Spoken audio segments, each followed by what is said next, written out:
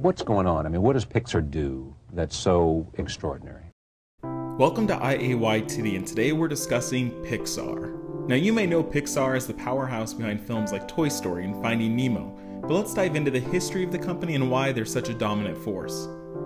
Before they were known as Pixar, was just a small group of computer animators who hopped studios until they landed at Lucasfilm, and they helped George Lucas execute special effects on the Star Wars films.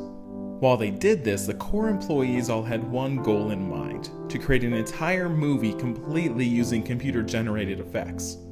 At this time, though, computers weren't powerful enough, so these animators just did their best to slowly and surely revolutionize the technology that they had at their disposal.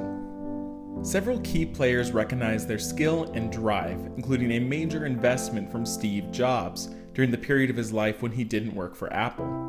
Around this time, Pixar also began to work alongside Walt Disney Studios, helping to complement old-school animation with digital shortcuts to make the process easier. In the early 90s, things shifted. People were getting laid off, things were looking rough. Jobs owned the majority of Pixar, and he anointed himself CEO, taking on a much more dominant role in the organization to keep it afloat.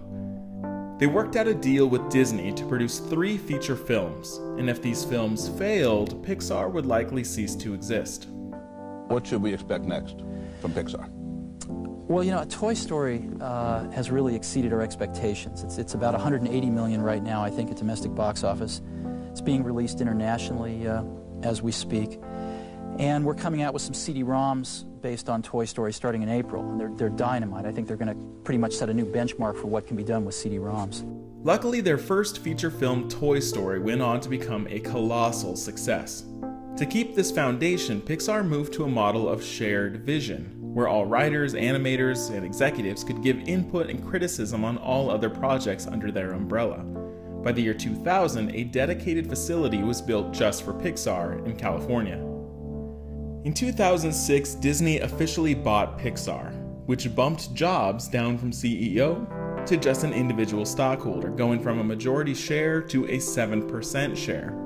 In retrospect, the current CEO of Walt Disney Studios, Bob Iger, realized that Disney needed to purchase Pixar outright because of a parade that he watched while at Hong Kong Disneyland, in which he realized that Disney's only viable and recognizable characters were old.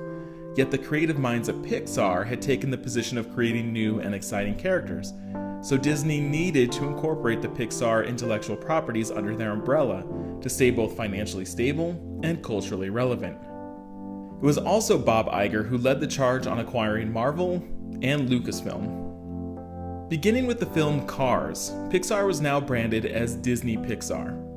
A separate animation branch of Disney continued to run parallel to Pixar, called Walt Disney Animation, which produced non-Pixar films like Wreck-It Ralph and Frozen.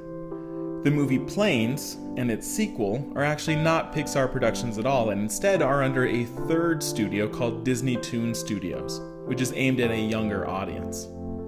As of this video, there have been 16 Pixar feature-length films. The highest grossing film so far has been Toy Story 3, their only film to crack $1 billion. Finding Nemo comes in second place with a total of $867 million. In terms of awards and achievements, the Academy Awards began to award Best Animated Feature.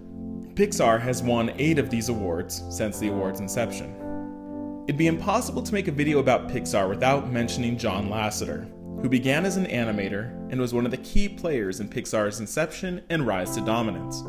He was actually fired from Disney as a young animator because of his preference for computer animation, but he found his way back, now serving as the Chief Creative Officer over Pixar, Disney Animation, and Disney Toon Studios.